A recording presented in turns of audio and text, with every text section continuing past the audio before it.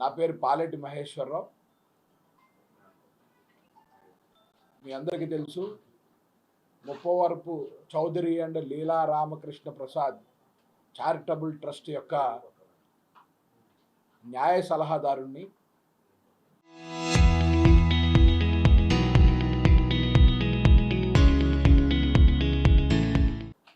అలాగే ఈ ట్రస్టుకు సంబంధించిన వివాదాలను పలు కోర్టుల్లో ప్రాతినిధ్యం వహించిన న్యాయవాద బృందంలో నేను ఒక సభ్యుడిని. గతంలో ఈ ట్రస్ట్ గురించి ఎన్నో వివాదాలు, ఎన్నో దౌర్జన్యాలు, హత్యా ప్రయత్నాలు, అలాగే అధికారుల సహకారంతో ఎన్నో అసాంఘిక కార్యక్రమాలు ఈ ట్రస్టులపై జరగడం జరిగింది. మీకు క్లుప్తంగా ఈ ట్రస్ట్ యొక్క ప్రారంభం, తర్వాత జరిగిన తదనంతర పరిణామాలు,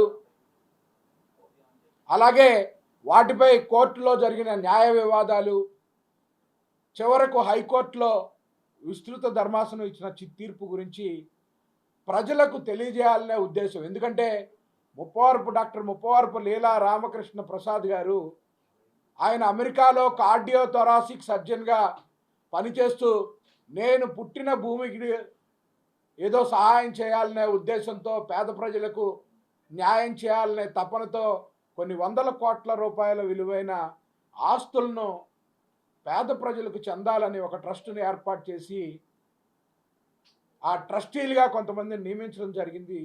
తదుపరి వివాదాల గురించి కూడా మీకు క్లుప్తంగా తెలియజేస్తాను. డాక్టర్ ముప్పవరపు లీలా రామకృష్ణ ప్రసాద్ గారు కృష్ణా జిల్లా కానూరులో పుట్టారు. ఆయన ప్రపంచంలోనే అప్పట్లో కార్డియోథొరాసిక్ సర్జన్కి చాలా ప్రాముఖ్యత ఉండేది. అలాంటిది ఆయన అమెరికాలోని చికాగోలో ప్రపంచవ్యాప్తంగా ఒక గొప్ప కార్డియోథొరాసిక్ సర్జన్గా స్థిరపడి ఎన్నో వేల ఆపరేషన్లు నిర్వహించడం జరిగింది. ఆయన దురదృష్టవశాత్తు క్యాన్సర్ బారిన పడటంతో ఆయన కొన్ని విలువైన పెనమలూరు నియోజకవర్గంలోని, ముఖ్యంగా పెనమలూరు మండలంలో ఉన్న కొన్ని ఆస్తులను పేద ప్రజలకు ఉచిత విద్య, వైద్యం, వాళ్ళ సామాజిక స్థితిగతులను మెరుగుపరచడానికి ఏదైనా చేయాలనే సంకల్పంతో 4 ఆస్తులు, ముఖ్యంగా నాగార్జున హాస్పిటల్ వెనకాల ఉన్న ఒక పెద్ద ల్యాండు, అలాగే యనమల కుదురులోని సుమారు 3 ఎకరాలు ఇళ్ల మధ్యలో ఉంటుంది ఆ ల్యాండు, అలాగే తాడిగడపలో అపార్ట్మెంట్లకు సమీపంలో ఉండే 1.5 ఎకరన్నర ల్యాండు, ఇలా ఈ 4 ల్యాండ్లని 1999లో ఆయన 17/4/1999 ఆయన వీల్నామా రాసి ఈ 4 ఆస్తులను, అప్పటికే కోట్ల రూపాయల విలువ ఉన్న భూములవి, వాటిని ట్రస్ట్కి ఏర్పాటు చేసి ట్రస్టీలుగా కుదరవల్లి శ్రీనివాసరావు గారి నాన్నగారు అయిన కుదరవల్లి రాధాకృష్ణమూర్తి గారిని, తర్వాత కుదరవల్లి శ్రీనివాసరావు గారిని, అలాగే ముప్పవరపు హేమంత్ కుమార్, కన్నెగంటి బసవపూర్ణయ్య, మల్లిపెద్ది చిత్తరంజన్, వీళ్ళ బ్రదర్ చిత్తరంజన్ గారు, ఈ 5గురిని ట్రస్టీలుగా ఏర్పాటు చేయడం జరిగింది. ఇక్కడ ఇండియాలో ట్రస్ట్ వ్యవహారాలన్నీ ముప్పవరపు హేమంత్ కుమార్ అని ఆయన చూసేవాళ్ళు, కన్నెగంటి బసవపూర్ణయ్య గారు చూసేవారు. మిగతా వాళ్ళందరూ ఎప్పుడూ అమెరికాలో స్థిరపడిపోవడం జరిగింది. ఆ స్థిరపడిన రీత్యా అమెరికా నుంచి ఇక్కడికి వచ్చి ట్రస్ట్ వ్యవహారాలన్నీ చూసుకోవడం ఇబ్బంది కావడంతో ముప్పవరపు హేమంత్ కుమార్ అని ఆయనకి ట్రస్ట్ నిర్వహణ బాధ్యతలు అప్పగించడం జరిగింది. తర్వాత దురదృష్టవశాత్తు 2002వ సంవత్సరంలో ముప్పవరపు హేమంత్ కుమార్ గారి డాక్టర్ ముప్పవరపు లీలా రామకృష్ణ ప్రసాద్ గారి 2వ భార్య పద్మజ గారు ఆయన ఎటువంటి వీలునామా రాయలేదని, ఈ ఆస్తులు ట్రస్టుకు చెందవు, 50% నాకు, 50% ఆమె తల్లిగారికి చెందుతాయి అని చెప్పి ఆమె అమెరికా నుండి వచ్చి విజయవాడ కోర్టులో దావా దాఖలు చేయడం జరిగింది. ఆ దావా దాఖలు చేసిన తదుపరి సుమారు 11 సంవత్సరాల పాటు ఈ దావా విజయవాడలోని జిల్లా కోర్టులో వాద ప్రతిపాదనలు జరగడం జరిగింది. ట్రస్ట్ తరపున ఈ పేరు గుర్తుపెట్టుకోండి, ముప్పవరపు హేమంత్ కుమార్, ఆయన కూడా ఒక ట్రస్టీ.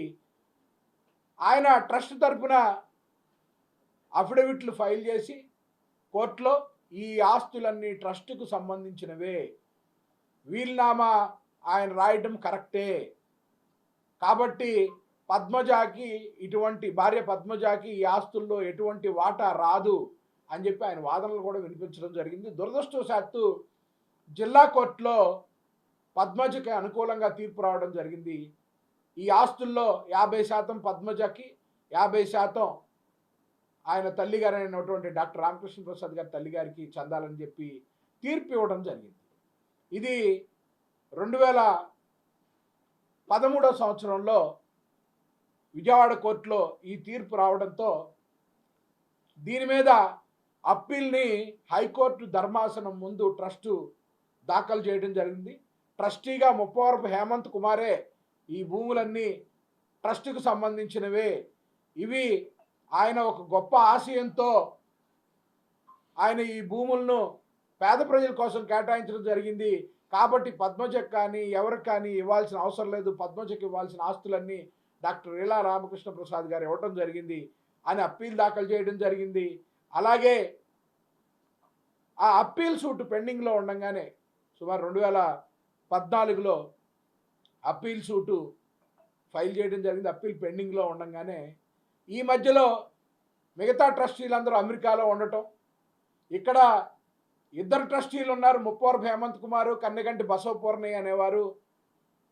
కన్నెగంటి బసవపూర్ణయ్య గారు కొంత అనారోగ్య రీత్యా ఆయన చనిపోవటం, ముప్పవరపు హేమంత్ కుమార్ ఒక్కడే ఈ ఆస్తులకు ఇక్కడ ట్రస్టీగా ఉండటంతో అందులో ఆయన కొన్ని వ్యాపారాలు చేసి ఆర్థికంగా నష్టపోవడం జరిగింది, అప్పులు పాలవడం జరిగింది.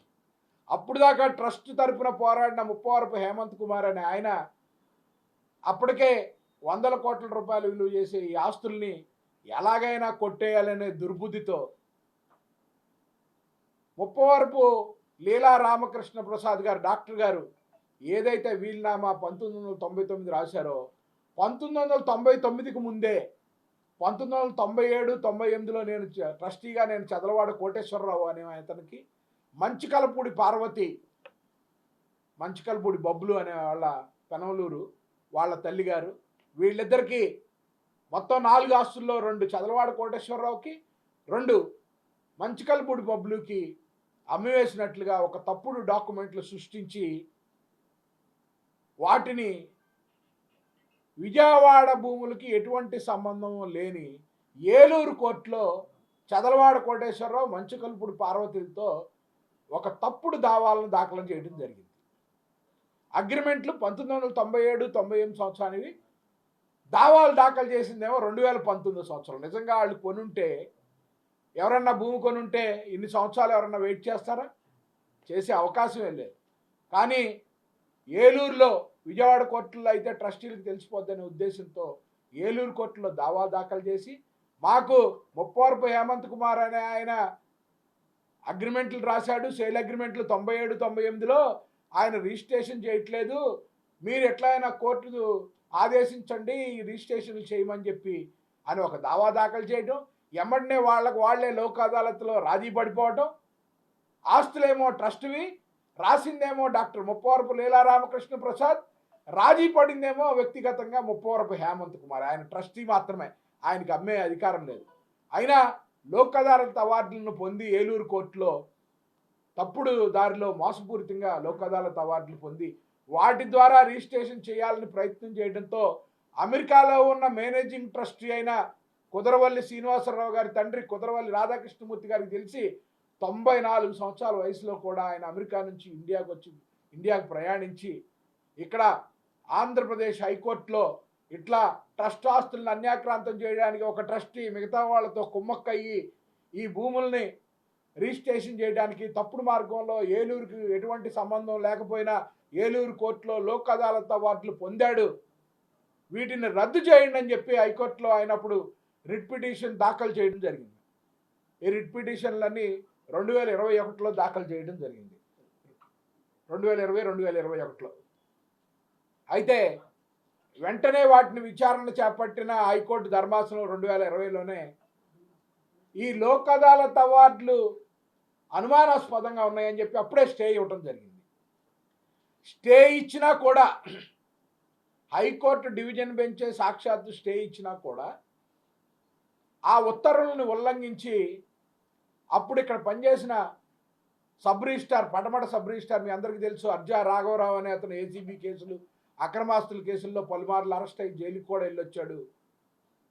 ఆయన సహకారంతో 2 ప్రాపర్టీలు, నాగార్జున హాస్పిటల్ వెనకాల ఉన్న ప్రాపర్టీ, అలాగే యనమల కుదురులో ఉన్న, తాడిగడపలో ఉన్న ఇంకో ప్రాపర్టీని అక్రమంగా రిజిస్ట్రేషన్ చేసి చదలవాడ కోటేశ్వరరావు పేరు మీద రిజిస్ట్రేషన్ చేయడం జరిగింది.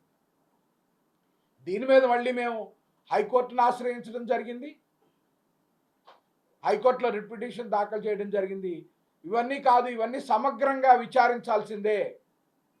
ఒకటి, పద్మజ గారు నా భర్త వీలునామా రాయలేదు, ఇవి ట్రస్ట్ భూములు కాదు అని ఆమె చేసిన ఫైట్ మీద, అలాగే ఈ ముప్పవరపు హేమంత్ కుమార్ అప్పుడు దాకా ట్రస్టీగా ఉండి ట్రస్ట్కి తర్వాత ఫ్లేట్ తిప్పేసి ఈ భూములకి తప్పుడు అగ్రిమెంట్లు క్రియేట్ చేసి వాటిని అమ్మాలని చూపించిన ప్రయత్నం కానీ, ఈ కాపాడాలని ట్రస్టీలు చేస్తున్న ఫైల్ చేసిన పిటిషన్లు కానీ, వీటన్నిటినీ సమగ్రంగా అన్ని సుమారు సంవత్సరం పాటు హైకోర్టు ధర్మాసనం విచారణ జరిపింది.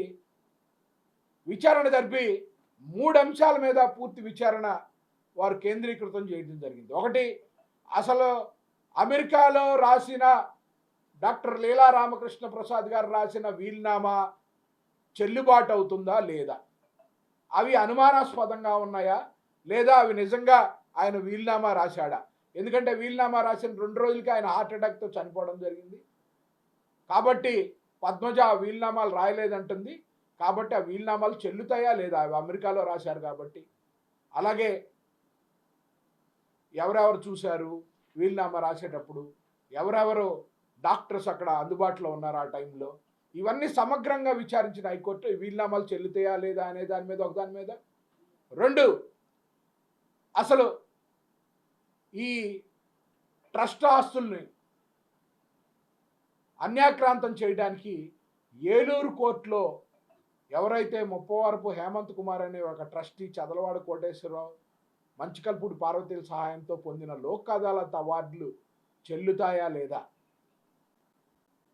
చెల్లితే ఈ లోక్ అదాలత్ అవార్డులు చెల్లితే ఆ ఆస్తులన్నీ చదలవాడ కోటేశ్వరరావు, మంచికల్పూడి పార్వతీకి వెళ్తాయి. పద్మజ గారికి గెలిస్తే ఈ ట్రస్ట్ ఆస్తులన్నీ పద్మజ గారికి సగం, అలాగే అతని తల్లి గారికి సగ్గవాట వెళ్ళేది. కానీ వీటిని సమగ్రంగా విచారించిన ఆంధ్రప్రదేశ్ హైకోర్టు ద్విసభ్య ధర్మాసనం దీని మీద విచారణ జరిపింది. సుమారు 136 పేజీల జడ్జిమెంట్ను వాళ్ళు ఇవ్వటం జరిగింది. ఆ 136 పేజీల జడ్జిమెంట్ యొక్క సారాంశం ఏంటంటే, డాక్టర్ ముప్పవరపు లీలా రామకృష్ణ ప్రసాద్ గారు ఈ 4 ఆస్తులు 100 వీలునామా రాశారని చెప్పి కోర్టు నమ్ముతూ ఈ ఆస్తులన్నీ ట్రస్టుకు సంబంధించినవే. అనుమానం పద్మజ కూడా ఈ వీలునామాల గురించి తెలుసు కాబట్టి ఈ వీలునామా ద్వారా ఈ ఆస్తులన్నీ ట్రస్టుకే చెందాలి, ఒక ప్రజా ప్రయోజనం కోసం డాక్టర్ లీలా రామకృష్ణ గారు ఈ వీలునామా ద్వారా ప్రజలకు అందజేయాలనే ఒక మహోన్నత ఆశయంతో ఆయన రాశాడు. కాబట్టి ఈ వీలునామా మీద ఎటువంటి అనుమానం లేదు. అమెరికాలో రాసినా ఎక్కడ రాసినా కానీ సాక్షులు కూడా, అమెరికాలో ఆయన రాసినప్పుడు ఉన్న సాక్షులు కూడా కింద కోర్టులో వచ్చి సాక్ష్యం చెప్పారు.